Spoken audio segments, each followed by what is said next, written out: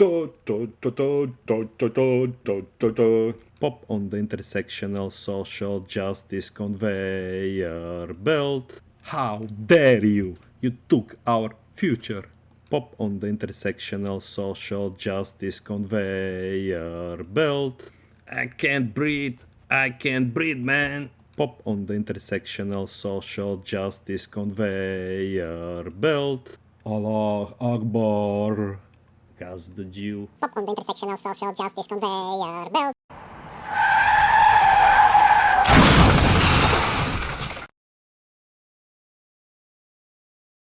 Anti-Zionism is not the same as anti-Semitism. Here are two very different terms that are regularly used interchangeably in current debates. So you might be surprised to learn that they mean entirely different things.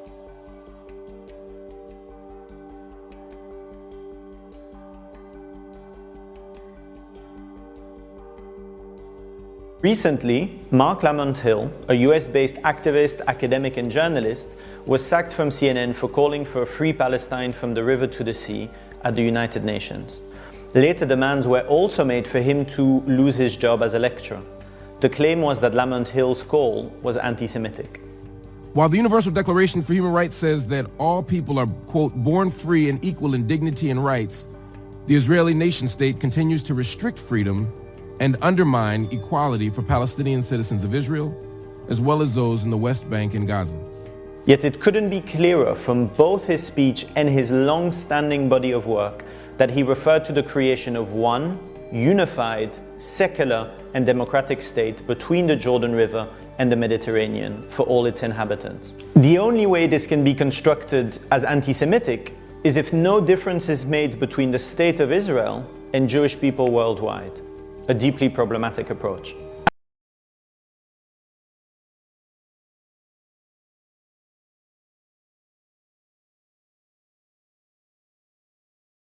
Anti-Semitism refers to ideas and behaviors which discriminate against, target or harm Jews because they are Jews. Claims that Jews are stingy, that they rule the world or run the banks are anti-Semitic. Similarly, physical or verbal attacks against Jewish people because of their Jewishness are anti-Semitic. Anti-Zionism, on the other hand, is a political ideology, which, as its name suggests, opposes Zionism. Zionism is a political movement born in the late 19th century that argued that the only way for Jews to escape European anti-Semitism was to develop their own state.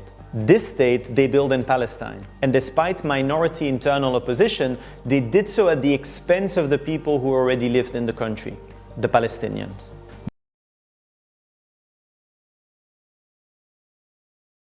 The creation of Israel, which was the outcome of the Zionist movement's efforts, took place in 1948 on the back of the expulsion of over 700,000 Palestinians and the destruction of at least 400 villages. These injustices continue to this day. The expanding settlements in the West Bank, the murderous blockade on Gaza, or the more than 60 laws that specifically target Palestinian citizens of Israel are all ongoing and carried out in the name of Zionism. What anti-Zionists demand then is that all the inhabitants of historic Palestine, Jews, Christians and Muslims, Palestinians and non-Palestinians, are given equal rights whatever their race, religion or ethnicity, something which both the Israeli state and the Zionist movement continue to refuse.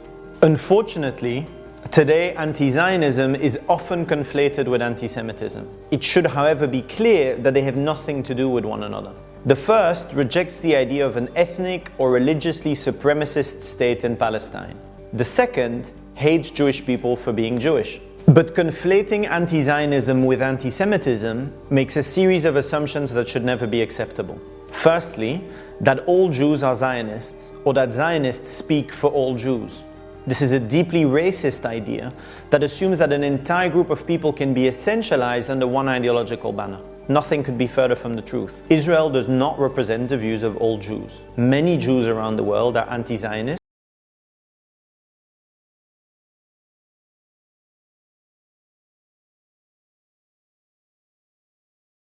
Melanie Phillips, who is a journalist, broadcaster and author. She has a weekly column in the Times newspaper. She writes for the Jerusalem Post and Jewish Chronicle. Melanie, the floor is yours. Ladies and gentlemen, I never visited Israel at all until the year 2000, and I never wanted to go there.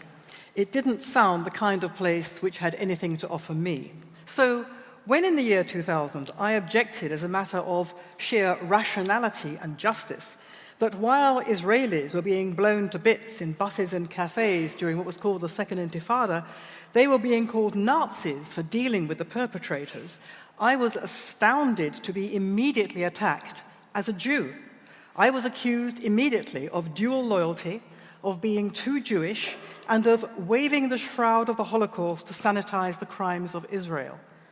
Well, I think you can see the same pattern in today's Labour Party crisis over anti-Semitism, in which anti-Semitic motifs about Jewish global conspiracies are conflated with attacks on Israel. At one meeting, Jeremy Corbyn noted of two Zionist opponents in the audience that despite, quote, having lived in this country for a very long time, they don't understand English irony, using the smear that as British Jews, they didn't actually belong in Britain. The Palestine Solidarity campaign is riddled with anti-Semitic comments such as that the Paris Bataclan massacre was a false flag operation to increase support for Israel, or that Kristallnacht was instigated by communist and Freemason Jews to promote war against Germany. Today, a German neo-Nazi group has linked to the BDS movement, noting with approval its efforts to isolate the Zionist aggressor state in defense of the rights of Palestinian people. The language of BDS and the far right is interchangeable. Those who say anti-Zionism is not anti-Semitism would have us believe that all this is simply a coincidence. I say it is not, and that anti-Zionism is weaponizing anti-Semitism, and this is why. Let's define, first of all, what we're talking about. What is Zionism? Nothing more or less than the self-determination of the Jewish people in their ancient homeland of Israel. What is anti-Semitism? A delusional hatred and fear of Jews, Judaism, or the Jewish people.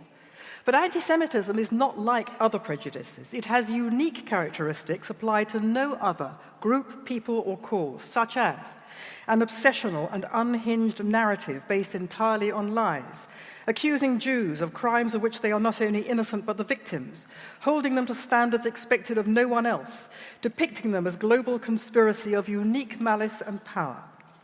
Amazing, anti-Zionism has exactly the same characteristics. Don't get me wrong, criticism of Israel's policies, robust criticism, is entirely legitimate, but anti-Zionism is different. Anti-Zionism demonizes, dehumanizes, and delegitimizes Israel in order to bring about its destruction. You may hear some of this slander this evening. The lie, for example, that Israel is an apartheid state when Israeli Arabs have equal civil and religious rights. The lie of ethnic cleansing when the Arab population in the disputed territories has more than quadrupled since Israel's rebirth in 1948. The lie that the Israelis are willful child killers when they in fact go to unique lengths to avoid killing civilians in their always defensive wars, and when the ratio of civilians to fighters that the Israelis kill is at least 3 or 4 times better than any other country, including Britain. The lie of Israel's human rights violations when it's the only country in the Middle East where Arab Muslims and Christians, women and gays can live in freedom and safety. Fundamentally, anti-Zionism is based on the big lie that the Jews seized and occupied another people's land. But history and law show that's completely untrue. The Jews are the only extant indigenous people of the land. Israel was their kingdom more than 3,000 years ago. Driven out when it was occupied, they maintained a continuous presence in the land under the waves of colonialism: Assyrian, Roman, Abbasid, Mamluk, Ottoman, the British. They fought off Arab colonialists to re-establish their state in 1948 and are still fighting off Arab colonialism. The Palestine Mandate of 1922, which parceled out the former Ottoman Empire, enshrined their right to settle throughout that land, a right that endures unaltered in international law. The law also entitles Israel to hold on to land seized from its attackers while that land remains the launchpad for attacks, demonstrably true. The Jews are therefore fully entitled to live in both Israel and the disputed territories, even though they have always agreed to share it with those Arabs who lay a claim to it. But the Palestinians have refused to share it and have responded to repeated offers of a state of their own with terrorism and war. Israel is the only place where Jewish peoplehood makes sense, but anti-Zionism singles out the Jewish people alone as having no right to their homeland. Of course, many groups aspire to a homeland, but Israel is not an inspiration. Israel is a country. No other actual country is singled out for destruction and the mass murder that would inescapably follow. No one tells the Kurds, for example, their aspiration to a homeland is illegitimate and racist. People say Zionism is racism because of the big lie the Jews stole the land. Anti-Zionism thus writes the Jews uniquely out of their own history. It is an anti-Jewish calumny. Now, people say anti-Zionism can't be anti-Semitism because some Jews are anti-Zionist. Very true. But in fact, there have always been Jewish anti-Semites, Karl Marx, to name but one, who wrote, quote, "The emancipation of the Jews is the emancipation of mankind from Judaism." Yes, a small fringe of ultra-Orthodox Jews campaigns against the state of Israel, but they nevertheless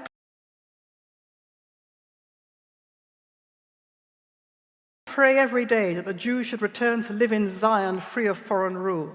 Their beef is they think the return in Israel is premature and should happen under different conditions, so their problem is a matter of timing. What they do not believe is the core doctrine of anti-Semitism, that the Jews have no right to the land of Israel. Now, there's a vital distinction to be made between anti-Semites and anti-Semitism. Many, many decent people believe these lies about Israel out of ignorance or ideology. That does not make them necessarily anti-Semites, but the discourse they endorse is still anti-Semitism's current mutation. Moreover, by supporting Palestinianism, they are supporting not just anti-Zionism, but anti-Semitism too. The Palestinians' real agenda, not two states, but exterminating Israel and replacing it by Palestine, as they repeatedly have told us over the years, is based on an anti-Jewish animus. The evidence of this is all around. Mahmoud Abbas's doctorate in Holocaust denial, his hero worship of the 1930s Grand Mufti in Jerusalem, Haj Amin al-Husseini, who made a pact with Hitler to exterminate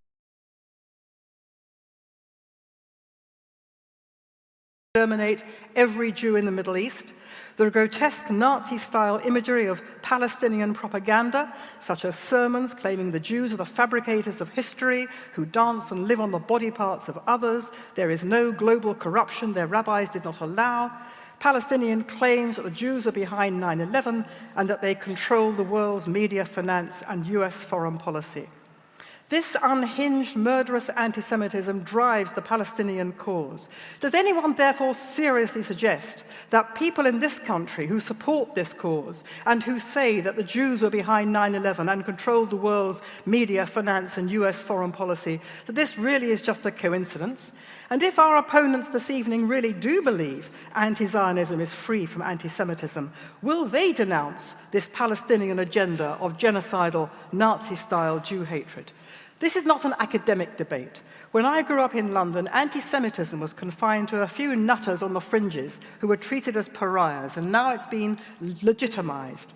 Not surprisingly, anti-Semitic attacks are running at record levels, and what's so distressing is to hear our right as Jews to our own peoplehood being singled out as illegitimate, and to hear the unhinged and obsessional lies and distortions about Israel become the default position of fashionable conversation. And then, on top of that, then to be told that the claim that people like myself make that these are anti-Semitic conspiracy theories is itself a conspiracy got up by the Israel embassy. And it's supposed to be we Jews who have no sense of English irony. Anti-Semitism, in conclusion, ladies and gentlemen, always attacks Jews as a collective. First, it attacked us as a religion. Then it attacked us as a race of people. Now it attacks us as a people, as the collective Jew in Israel, with exactly the same characteristics as Jew hatred through the centuries. The aim to be free of Jews now takes the form of the aim to be free of the Jewish state. Anti-Zionists treat Israel as the Jew among nations, to be uniquely vilified, slandered, and exterminated. That, ladies and gentlemen, is why anti-Zionism is the new anti-Semitism. So now, our first speaker against the motion, Ilan Pappé, is an Israeli historian, an anti-Zionist activist, a professor at the University of Exeter. He has challenged traditional versions of Israeli history. Ilan Pappé, you have the floor for 10 minutes.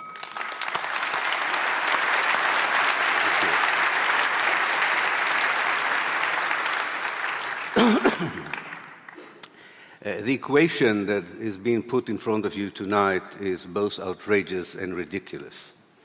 If only because it makes every Palestinian in the world, almost everyone who lives in the Arab and Muslim world, anyone who regards themselves as liberal or on the left, it turns all these people into anti-Semites.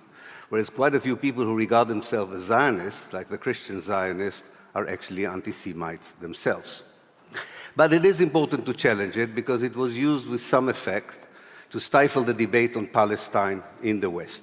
This allegation is used in order to prevent the promotion for positions of power of politicians known for the long-term support for Palestine.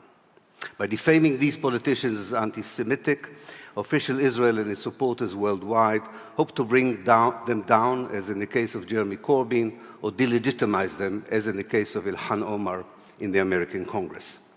So this is a good opportunity and an appropriate venue to say loud and clear that if you are against Zionism, or if you define yourself as I do and anti-Zionist, you are not anti-Semite, or in my case, a self-hating Jew, which my doctors told me is an incurable disease and I would have to live with for the rest of my life.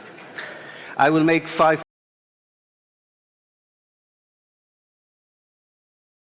points, one long one and 4 or 5 short ones.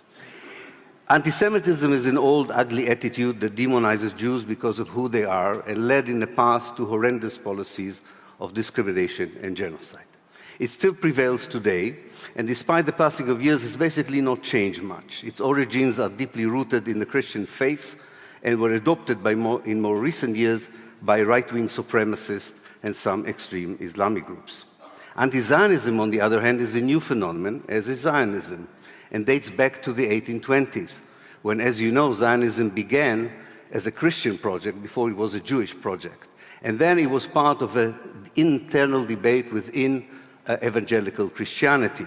Anti-Zionism then was a moral position against romantic nationalism and Christian fundamentalism that today we call Christian Zionism. Christian Zionism is an evangelical belief that the return of the Jews to Palestine would precipitate the second coming of the Messiah, the resurrection of the dead, and the conversion of the Jews to Christianity or their barbecuing in hell. Now, these barbecuing Christians, who are very important, are anti-Semites who want to get rid of all the Jews they don't like and get in return the only Jew they want, Jesus Christ. It's a double bill. They are today the most important base of President Trump and his ilk, and they are the most important Zionists in the US, providing immunity for Israeli policies on the ground. When Jewish activists and intellectuals adopted Zionism in response to anti-Semitism in the late 19th century, their antagonists were mainly other Jews. They were either Orthodox Jews who saw a premature return to Palestine as tampering with the will of God and regarded as a heresy the substitution of rich monotheistic religion with the ideologically poor modern idea of romantic nationalism. So they were definitely not anti-Semites. Other Jews believed that supporting universal ideologies such as liberalism or socialism would be the answer, and if they had to move geographically from anti-Semitic environments, they preferred to go somewhere else, mainly to the US, but not only to the US. They were also not anti-Semites. When Zionism became a settler colonial movement on the ground with the building of Jewish colonies in late Ottoman Palestine and during the British Mandate, the Palestinian national movement perceived Zionism as an existential threat to the indigenous people of Palestine, a fear that turned to be valid as transpired with the 1948 ethnic cleansing of the people of Palestine during the Nakba. Opposing the Jewish settlers and their plans for the Palestinians' homeland was not anti-Semitic, but anti-colonialist, very much as the Algerians objected to the colonization of Algeria. A small group of the Jewish settlers became anti-Zionists themselves when they consented to live within Arab Palestine as guests, but not as colonizer, as was advocated to them by Mahatma Gandhi in the 1930s. And because of that position, he was never honored with a street named after him in Israel, not even a small pathway or a staircase. After the creation of the State of Israel in 1948, anti-Zionism as an anti-colonialist ideology continued to inform the Palestinian national movement's vision and strategy, as is manifested in the PLO National Charter that called for the establishment of a democratic secular state in Palestine that would respect all three religions.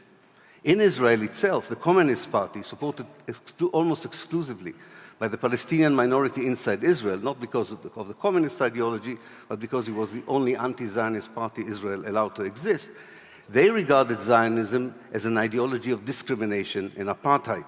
Most scholars today looking at Israel then and today agree that this is a valid point, which again has nothing to do with anti-Semitism.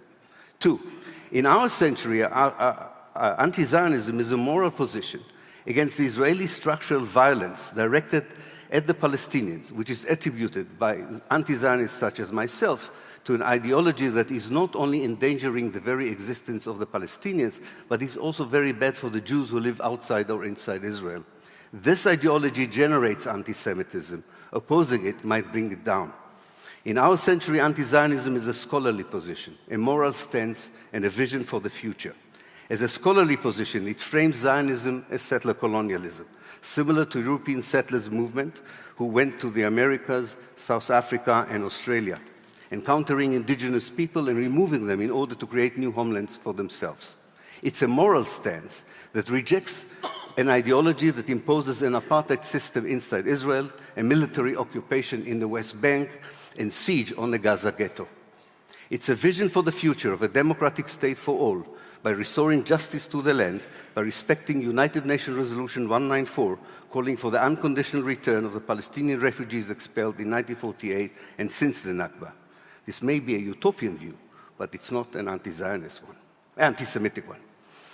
3, for those who claim that anti-Zionism is a refusal to recognize the right of Israel to exist, we should say that states do not exist by right. They are founded by historical processes, and they become a fait accompli. The debate is about the nature of the state and the regime.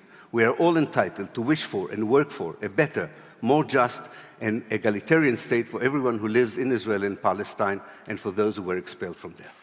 4, in 1975, a vast majority of the United Nations member states defined Zionism as a form of racism and racial discrimination. It was passed with the same majority that passed the 1947 resolution recognizing Israel. The difference was that in 1947, the colonized world was not represented in the United Nations. In 1975, it was. But it was still trying to find its way in the post-colonial world. The Third World's discourse equated Zionism with continued colonialism. Alas, neoliberalism, corruption, and post-colonial political system, corruption in the post-colonial political system, and aggressive American imperialism have casted to the sideways of history this impulse and energy. But at its height and within it, anti-Zionism was part of the wish of the colonized people to build a better and more just world. Again, nothing to do with anti-Zionism, with anti-Semitism. When the 1975 resolution was revoked in 1991, the debate on Zionism entered a new phase, its present phase. After the horrific events in 9/11 and the so-called war and terror, the Israeli Hasbara invented the threat of a new anti-Semitism. This was the only way to repel the moral outrage people around the world felt towards the policies of incremental genocide in the Gaza Strip and the brutal oppression of the West Bank. If you voiced criticism against these policies, you were depicted as a new anti-Semite, and the Israeli academia was recruited to provide scholarly scaffolding for such an accusation.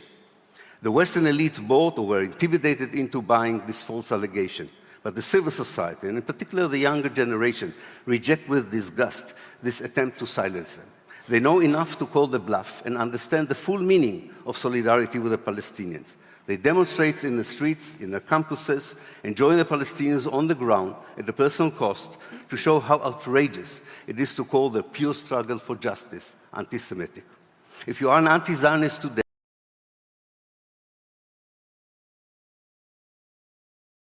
you are not only standing firmly on a sound moral base in condemning this ideology that generates all these crimes, you are also expressing your disgust at the hypocrisy of your government, mainstream media, and academia. We will not be silenced by false accusation of anti-Semitism, and neither should the British Labour Party be intimidated by cynical media without a moral backbone or sinister legislation efforts utilizing a justified struggle against terror in order to provide immunity to Palestine's colonizers and oppressors. Finally, the Labour Party is responsible in many ways for the debate we have today. We all know that the so-called revelation of institutional racism, institutional anti-Semitism in the Labour Party began not on the day that Corbyn was elected as a leader, but after 2 attempts to depose him and failed. Then suddenly the campaign emerged. I know the force of this campaign of intimidation. I faced it myself. It is ugly, unfair, and destabilizing. But a proud party with a historical role of defeating fascism in this country in the 1930s should not so easily succumb to false allegation of anti-Semitism. Finally, we should retake, five sentences. Let us retake the conversation and prioritize it. Let us discuss how to stop the destruction of Palestine and the Palestinians, which the Trump's deal of the century wants to do. Let us fight violent fanaticism wherever we encounter it. Uproot racism of all kinds without building a hierarchy of victims, and remove silly and outrageous equations like the one titling the event tonight. Thank you. So on to our second speaker for the motion, Einat Wilf. And Einat has been a member of the Israeli Knesset for first Labour and then the Independence Party between 2010 and 2013, and she has written extensively on Zionism. Einat, the floor is yours for 10 minutes. Thank you.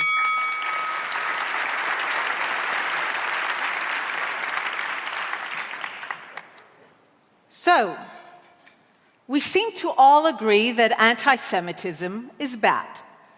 Of course, educated, knowledgeable people are unlikely to be seduced by it because we know where it leads: Nazism, Auschwitz, and the gas chambers.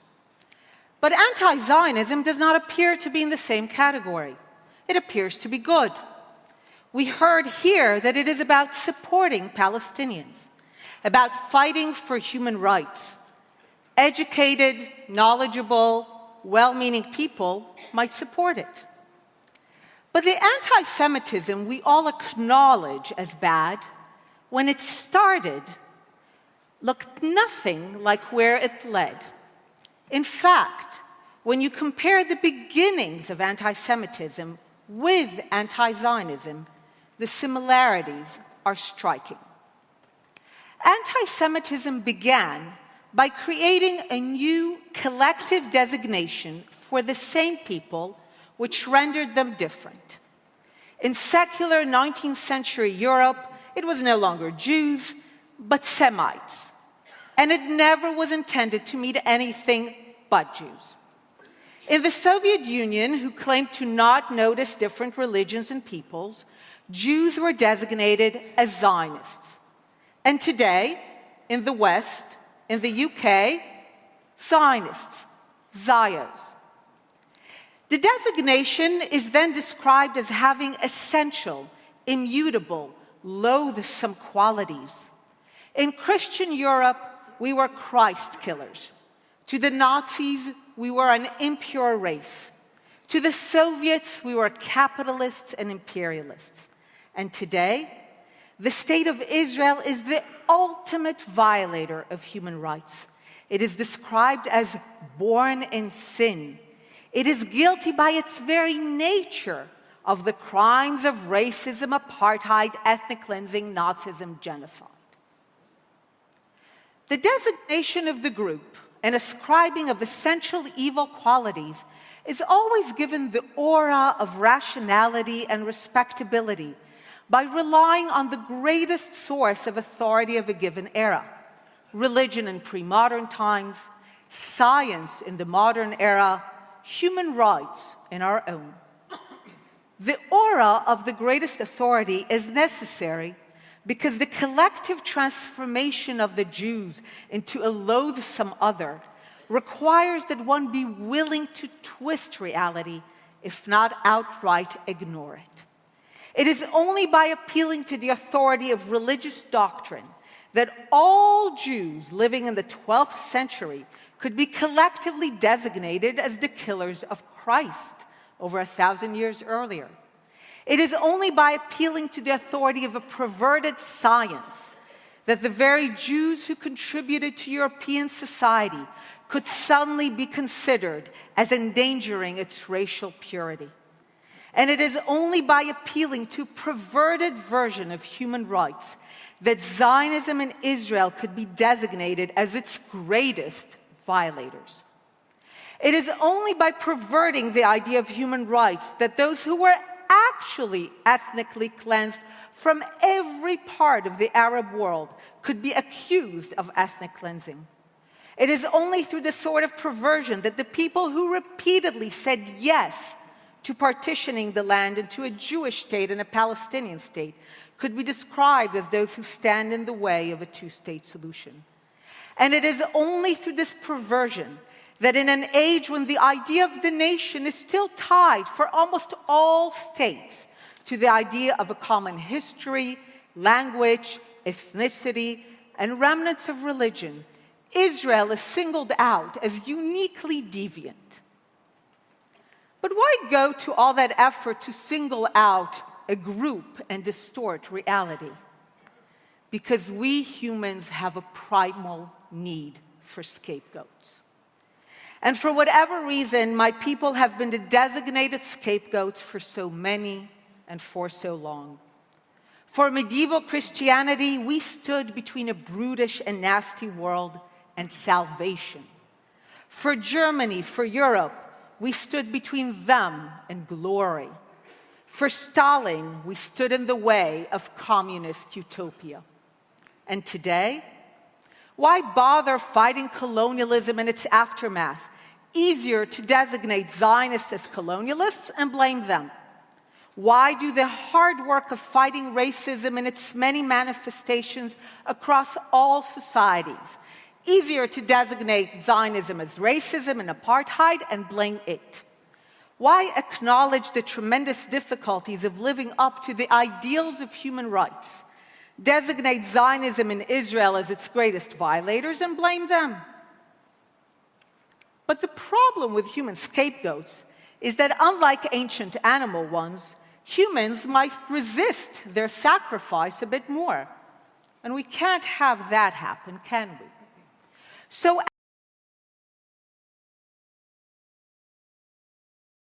to our final speaker, who is our second speaker against the motion, Mehdi Hassan. Mehdi is a journalist, a broadcaster, a prominent critic of Israel. He's a host on Al Jazeera English, and he's a columnist on the US online magazine, The Intercept. Mehdi, the floor is yours for 10. Ladies and gentlemen, we have been witnessing tonight a deeply cynical proposition. Deliver a farrago of straw men, distortions, deflections, false accusations, and of course, straight up pro-Israel propaganda. Then again, hearing Melanie Phillips come here and champion the rights of gays in Israel in order to defend Zionism was well worth the entry ticket in and of itself. So let's be clear about what this motion is tonight, because it's the motion you all have to vote on in good conscience. The motion says, quote, anti-Zionism is anti-Semitism. It doesn't say some anti-Zionists are anti-Semites, which is true. It doesn't say anti-Zionism can sometimes turn into anti-Semitism, which is true. It doesn't say that anti-Semites often use anti-Zionism as cover, as an excuse for their bigotry and racism, which is true. I wouldn't oppose any of that. But that's not what the motion says. The motion says, ridiculously, sweepingly, offensively, ahistorically, that anti-Zionism is anti-Semitism. That merely being opposed to Zionism, a political ideology, remember, is inherently, by definition, ipso facto, anti-Semitic, which is absurd. Think about the implications of voting for that tonight. You'd be saying every anti-Zionist, is a bigot, a racist, and an anti-Semite by definition. Even the many Jewish and Israeli anti-Zionists. So Ilan, Jewish historian, born and raised in Israel, served in the Israeli military. He's an anti-Semite. That's what they want you to believe. That's what they want you to vote for tonight. So is the former Speaker of Israel's own parliament, the Knesset, Avraham Berg. Melanie would say he's a self-hating Jew. So is my Intercept colleague, Naomi Klein, the acclaimed author and climate change activist. So is Noam Chomsky. He's an anti-Semite as well.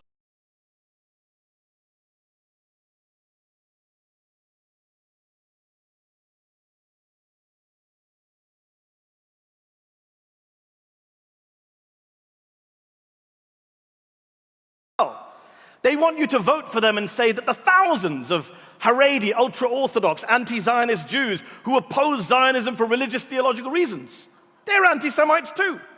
That's what they want. That is what they are asking you to vote for tonight. It's absurd and it's ahistorical. Don't take my word for it. Listen to the 35 top Israeli Jewish scholars and academics, historians of the Holocaust, who came together just a few months ago and published an open letter in which they wrote, and I quote, "Many victims of the Holocaust opposed Zionism. On the other hand, many anti-Semites supported Zionism. It is nonsensical and inappropriate to identify anti-Zionism with anti-Semitism." End quote. Are they anti-Semites too? Really? All 35 of them? By the way, in terms of the history they refer to in their letter, it is an undeniable, indisputable fact that many, many European anti-Semites, as Ilan alluded to, did support Zionism at the outset.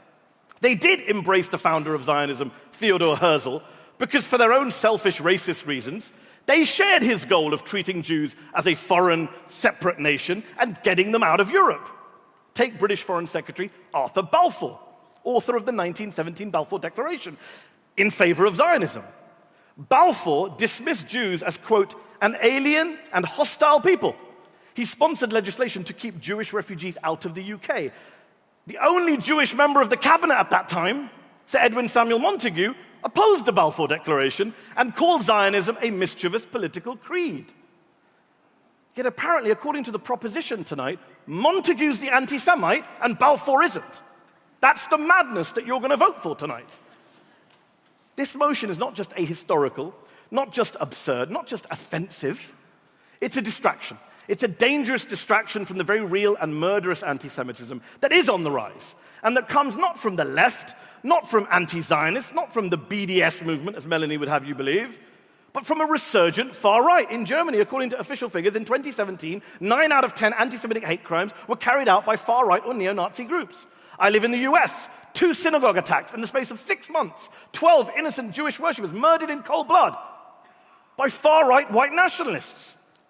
And yet the proposition tonight, like the Netanyahu government, like the Trump administration, want you to ludicrously believe that the threat to Jews right now, the real rise in the new anti-Semitism, comes from the anti-Zionists, from the BDS movement, from the Palestinians, and not from the murderous far right. When the irony is that Netanyahu, Prime Minister of the world's only Jewish state, has been cozying up to some of the worst anti-Semites on the right, who also happen to be proud Zionists. Let's be clear about that. Many of the most prominent, influential, right-wing anti-Semites today, Donald Trump, Viktor Orban, Steve Bannon, they're not anti-Zionists. They're hard-right, hardcore Zionists and pals of Netanyahu. Let's also just deal with some of the canards we've heard tonight from the proposition. Einat mentioned that it's anti-Semitic to suggest Israel is born in sin. Every black American I know says to me and says to everyone else that the United States was born in sin. Slavery was a sin at the start of the United States. No one accuses them of being anti-white racists or anti-American racists. It's just a statement of historical fact. They say the proposition that when you oppose Zionism, you're denying Jews and no one else a right to self-determination, which is just flat false. Not every nation or ethnic group wants a state, gets a state, has a state. Ask the Kurds, ask the Catalans, ask the Scots. There are more than 5,000 ethnic groups in the world today, but only 193 member states of the United Nations. Take the Druze, an Arab ethnic minority group. 100,000 or so live in Israel. Do they have a right to self-determination? If they create a Druze state inside of Israel, is Einat okay with that? If Einat says, no, you can't have a Druze state, is she racist towards the Druze? National self-determination doesn't always correspond with statehood. Melanie says it's not racist for the Kurds to aspire to statehood. She's right, it's not. But the flip side of that is true as well. The British government, the American government, most of the EU governments do not support Kurdish statehood. Does that mean the British...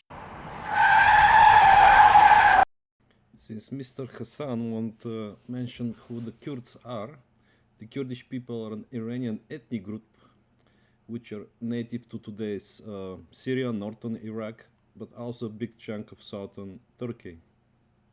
But even more importantly, the Allies, including the US and the UK, made a provision for a Kurdish state in a 1920 treaty. However, the formation of a Kurdish state, or Kurdistan, was made impossible with the formation of the modern state of Turkey.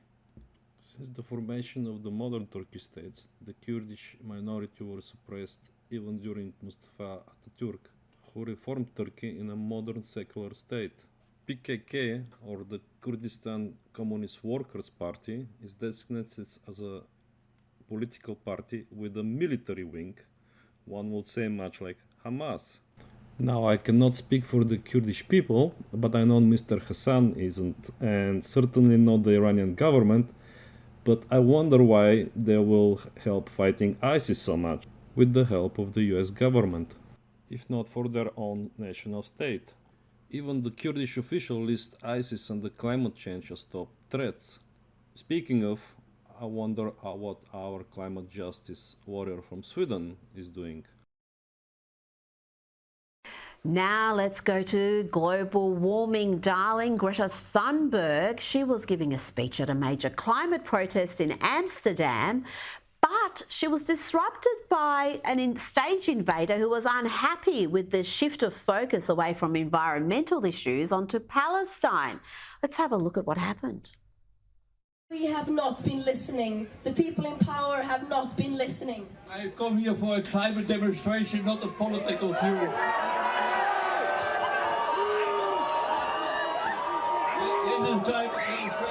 Calm down. No climate justice on occupied land. No climate justice on occupied land. Government, all of us are racist towards the Kurds. People have legitimate debates about where state lines should be drawn, which states should be created, how those states exist. It's not racism or bigotry to have that legitimate debate. It can be, but it's not by definition. The issue is not whether Jews deserve a homeland or have a historic connection to the land of Palestine. Of course they do. The issue is whether those historic and religious claims justify creating and expanding a Jewish majority state in which one ethnic group is privileged over another, while another group is permanently disenfranchised, dispossessed, and subjected to endless military occupation. That's what we're here to oppose tonight. Nothing more, nothing less. And has the proposition even stopped to ask what it means to say to that oppressed group, the Palestinian people, to say to them that you're either a Zionist, you either subscribe to the ideology of your oppressor, or you're a racist. What kind of choice is that?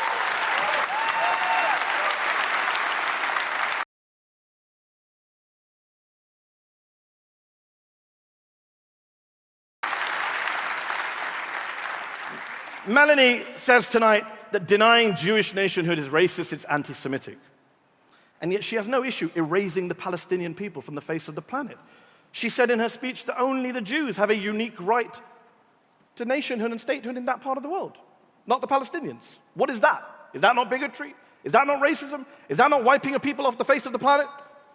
But this is what you'll be voting for tonight, if you vote for the proposition. This is what the Israeli, pro-Israeli argument has always been, to silence the Palestinians, to silence their opposition to occupation, to silence their resistance as Palestinian citizens living inside of Israel, to a nationalistic ideology which treats them like second-class citizens, which denies them many of the rights and privileges of the majority.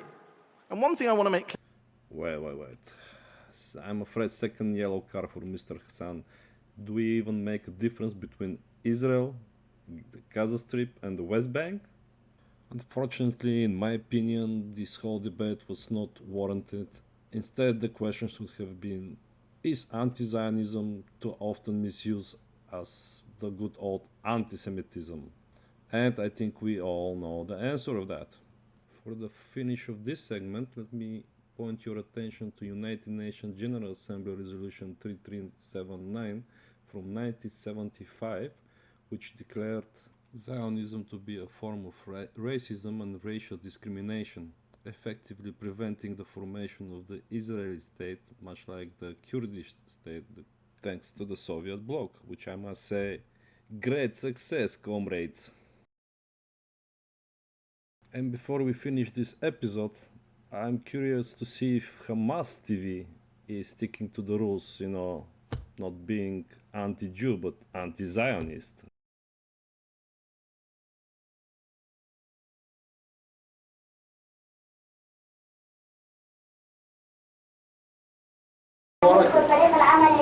Are you sitting comfortably? Then we'll begin. This is children's broadcasting as produced by Hamas-run television in Gaza. But don't be fooled by the colourful scenery. Instead of songs and stories, the show serves up political ideology disguised as cuddly animals. The latest character to join the programme is Asud the rabbit, and he comes with a backstory. The young viewers are told that Asud entered Gaza from Egypt after Hamas knocked down the border wall in January. The wooden key he wears round his neck, he says, is the key of return to reclaim Jerusalem from the Zionists. We educate our children about loyalty, love, understanding, and hard work, nothing more. We also teach them that we have lands stolen by the criminal Zionists. The rabbit replaces Nahul the bee, who gets his fun from tormenting cats and from throwing stones at a caged lion. The children get to watch Nahul's antics for several minutes before the show delivers the moral of the story. Don't try this at home. But Nahul didn't leave the show because of his naughty behaviour. The young viewers are told that the cuddly bee died because the Israeli siege on Gaza prevented him from reaching a hospital. The overtly political message and the use of violence has made the show controversial, but the programme makers are unapologetic about how they approach their younger audience.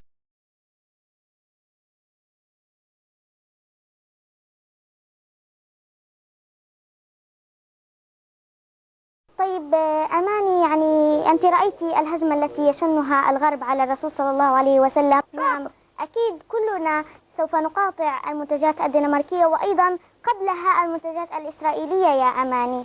نحاربهم لأنهم سبوا على رسول الله. إن شاء الله حنقتلهم، صح ولا لا؟ بإذنه تعالى. حنعضهم وناكلهم، صح ولا لا؟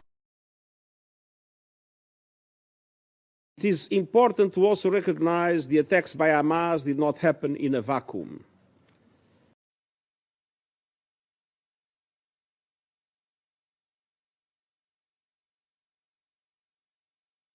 سنابل، انت شو حتعملي يعني من اجل الاقصى؟ شو حتفدي يعني روحك من اجل الاقصى؟ شو هتعملي؟ حطخ. ترسم صورة. ايش هنعمل يعني؟ كيف احنا بدنا يا سنابل نحرر؟ بدنا نقاوم. وبعدين؟ هذه حفظناها وبعدين؟ احنا بدنا يتركونا اليهود. احنا بدنا ندافع عن الاقصى بارواحنا وبدمائنا، ولا لا يا سنابل؟ لا تستشهد. نحن قلنا اكثر من مره بان استاذيه العالم تتطلب التالي: اولا ان نكون سعداء بلغتنا العربيه التي سادت في يوم من الايام هذا العالم. طبعا. نعم. ثانيا ولا بلاش؟ فرفور. نعم. إني سمعتك تقول باللغة الإنجليزية بلغوك. نعم. How are you يا سراء؟ I hope to be good time. نعم. مالك يا فرفور؟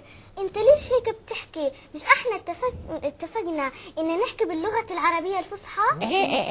لكن هذه اللغة، نعم، هذه اللغة يا سراء لغة العالم المتقدم، لغة العالم اللي بيفهم، اللي بيخترع، بس هيك. لا يا فرفور، انت غلطان، عشان انت بتعرفش ان المسلمين هم اساس الحضارة، وايضا لولاهم لما وصلش العالم للي هو فيه. صح.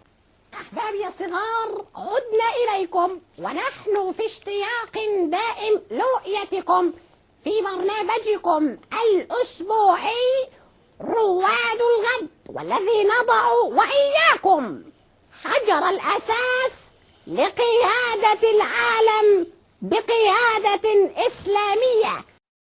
Fun story. Farfour is dead. Poor Farfour. Farfour, of course, was the Mickey Mouse-like character on HAMAS-TV. It's actually Al-Aqsa-TV. It's run by Hamas in the Palestinian territories. He was a lovable little character. He looked a lot like Mickey Mouse, had a high-pitched voice, and he said such things as, "You and I are laying the foundations for a world led by Islamists. We will return the Islamic community to its former greatness and liberate Jerusalem. God willing, liberate Iraq, God willing, and liberate all the countries of the Muslims invaded by the murderers." And then he would pretend that he was shooting an AK-47 and throwing hand grenades. Come on, that's awesome. It's a kid's show, okay? He's like, okay, we will liberate all the Muslims' land from the invaders and the murderers, and we will do it with AK-47. Come on, how's that not comical? But really sad news. Farfour is dead. Now, you might think, oh, they canceled the show. No, that's not how they roll on Al-Aqsa TV, okay? No, he was killed during an episode. How was he killed? He was beaten to death by an Israeli who was looking to buy his land. Dude, they brought a guy out, an actor out, and beat the Mickey Mouse character to death on a children's show. Okay? And then this teen presenter comes out, and Farfour, as he's dying, calls the Israeli a terrorist. It's like, no, you terrorist! Okay? And then Sarah, this teenager, comes out and explains what happened to Farfour.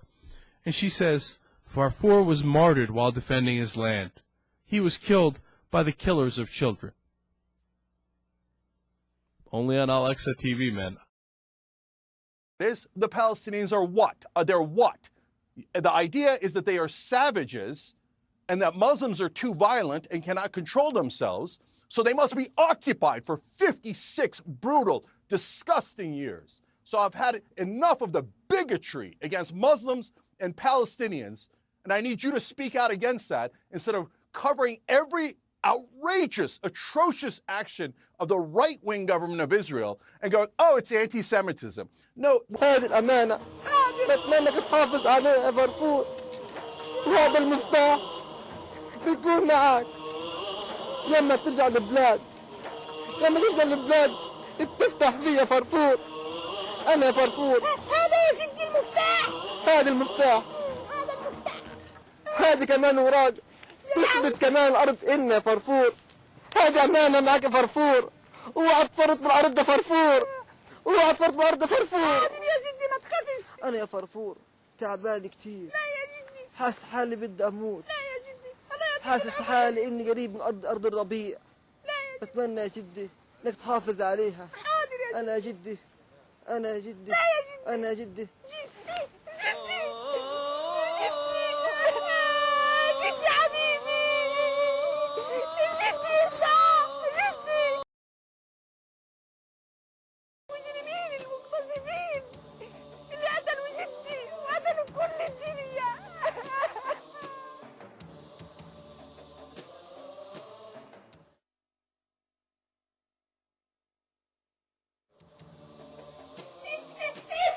يسمتكم مني ليش ساعدتوني وجبتوني هنا؟ اقعد حبيبي فرفور، اقعد ارتاح. بديش اقعد. اقعد حبيبي فرفور. يا فرفور طيب هاني متقعد. فرفور. Why stuttering? I'm not stuttering. بدك تجيبه يعني بدك تجيبه فرفور. مش جايبه لناس مجرمين. لناس انتال، لناس ارهابية. احنا انتال، احنا ارهابية فرفور. خد. خد. Why stuttering? I'm not stuttering. Why stuttering? I'm not stuttering. جيب له اوراق لك فرفور.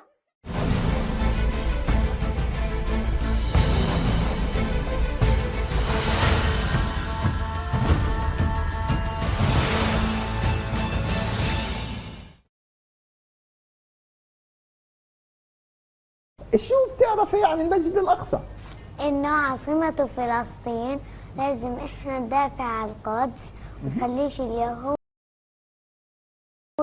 يهدمها. يعني إحنا لازم نقاتل اليهود وما نخلي اليهود يخشوا على الأقصى. وأنت بتحبي الأقصى ولا بتحبي بابا أكتر؟ بحب الأقصى. إيه شطورة من بابا كمان. ولو احنا مشينا بشرائع الدين وتمسكنا بالدين وكنا أمة واحدة وصلينا الفجر في المسجد واتبعنا الشرائع الدينية أكيد هتتحرر فلسطين، صح ولا لا؟ بالتأكيد. يعني أول حاجة يجب علينا إيش؟ نلتزم بطاعة الله عز وجل والصلاة في المسجد ونلجأ إلى الله عز وجل وعلينا بالدعاء، صح ولا لا؟ صحيح. وأيضا الجهاد في سبيل الله. الجهاد هو إيش يا فكور؟ هو سلام الإسلام. طيب أهم احنا لازم نعرف حبايبنا الأطفال أيضا إنه اليهود المجرمين قاعدين بيخططوا وبيعملوا أنفاق من تحت إيش؟ المسجد الأقصى المبارك عشان إيش يسووا؟ نسيت إيش بدهم يعملوا؟ الهي بدهم يحطوا بدل قبة الصخرة الهي إيش اسمه؟ هيكل المزعوم. أنت الحفريات هذه اللي تحت المسجد الأقصى هيجي يوم ما راح يضل شيء تحت المسجد الأقصى والمسجد الأقصى. طب هم إيش بدهم يسووا عشان الاطفال بدهم يعرفوا ايش هم مخططهم الكيان الصهيوني ايش بده يسوي؟ بدهم يحطوا يعني زي ما بيسموا او هيكل سليمان المزعوم كما قلتم يعني. طبعا هذا الشغله ناكد غير صحيح او ما له وجود اصلا يعني وما راح ينحط كمان. طول ما احنا موجودين وفلسطين موجوده والاقصى موجودين راح نضل نرابط الى اخر قطره دماء فينا يا فكور. شيء جميل ورائع باذن الله ان شاء الله انه يعني احنا نحافظ عليه بدمنا وبصدورنا ان شاء رب العالمين ان شاء الله. وما ننساش ايضا عشان المسجد الاقصى وعشان ندافع من المسجد الاقصى إلنا سنوات نقاتل شهداء ضحوا من اجل المسجد الاقصى ومن اجل فلسطين، صح ولا لا؟ صحيح. وايضا شهداء وايضا جرحى، صح ولا لا؟ جرحى واسرى كمان وايضا مبعدين.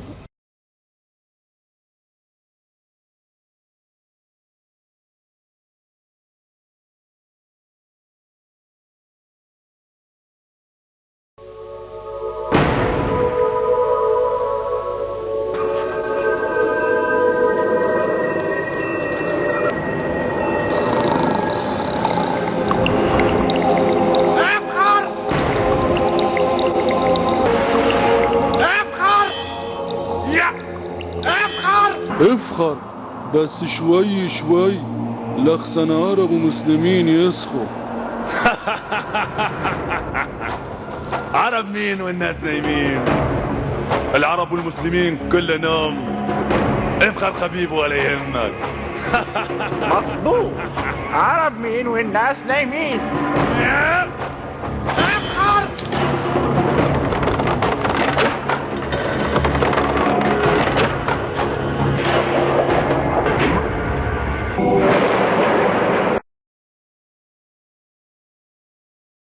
It is important to also recognize the attacks by Hamas did not happen in a vacuum.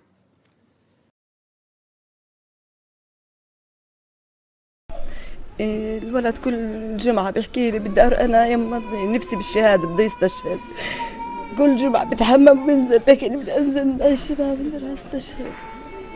حابب إنه بشوف الأحداث بغزة بس بشوف هالمجازر بفور دمه بقول لي بدي أروح أستشهد أخذ بطار زي ما بصير بدنا إحنا مش أحسن منهم. بدنا نعمل زي ما بيعملوا بدنا نعمل ندافع عن وطننا الحمد لله طلبها ونالها.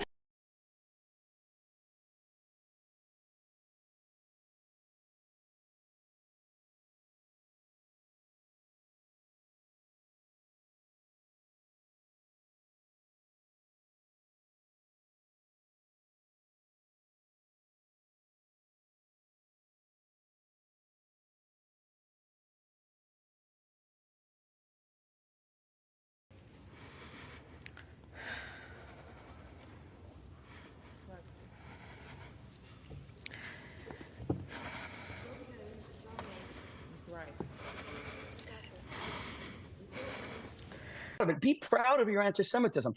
I respect those. I don't respect their disgusting, dark character, but at least I respect their moral convictions when they don't pretend to be something they're not.